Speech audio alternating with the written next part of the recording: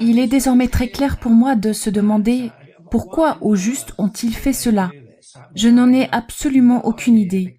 Dès le début, ces vaccins n'étaient pas vraiment des vaccins, en particulier celui d'AstraZeneca, qui a finalement été abandonné après tous les problèmes de caillots sanguins. Quant aux vaccins à ARN messager de Pfizer et de Moderna, ils ont, selon moi, causé des problèmes et des dommages considérables chez certaines personnes et je ne pense pas que nous parviendrons un jour à en surmonter réellement les conséquences. Pour ma part, j'ai constaté le concept même dès le premier jour.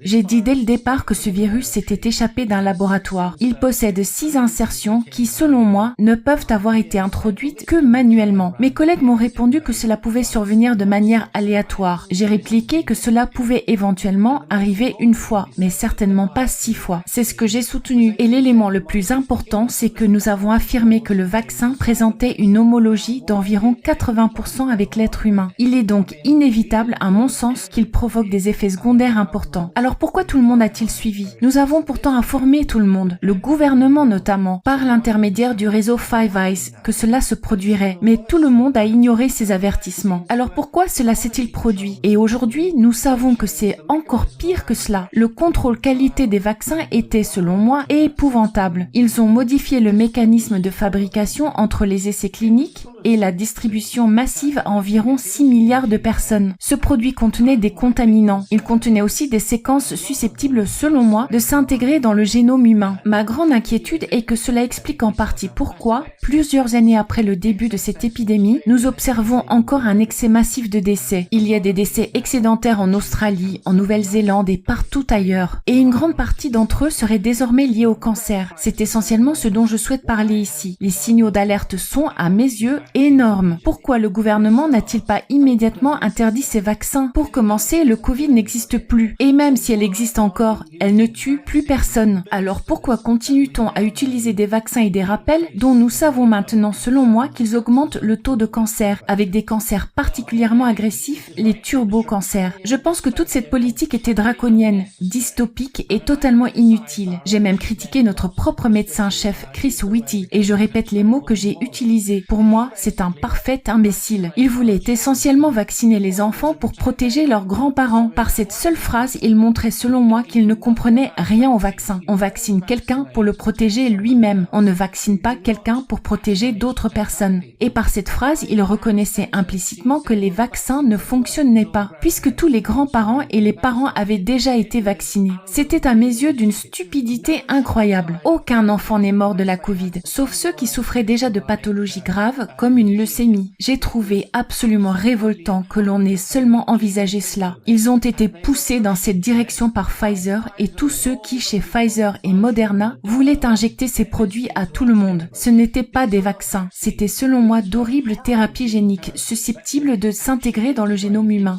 Et c'est d'après moi l'une des raisons pour lesquelles nous voyons aujourd'hui cette hausse effrayante de turbocancer. Je suis terrifiée par ce qu'ils ont pu faire à mes enfants. Je pense que tous ceux qui ont soutenu cela devraient comparaître devant la justice, se défendre et répondre de leurs actes devant un tribunal. C'est incroyable, l'incompétence, la négligence médicale, tout cela, et personne n'en assume la responsabilité. C'est un cas stupéfiant de dissonance cognitive. Je tiens tout le monde pour responsable, les médecins-chefs, les conseillers scientifiques en chef, et aussi les organismes consultatifs. Au Royaume-Uni, nous avions notamment le groupe SAGE, l'un des acronymes les plus mal choisis qui soit.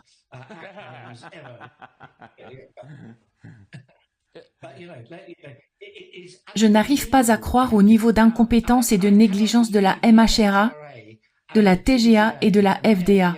Ils doivent être tenus responsables. C'est du niveau des procès de Nuremberg.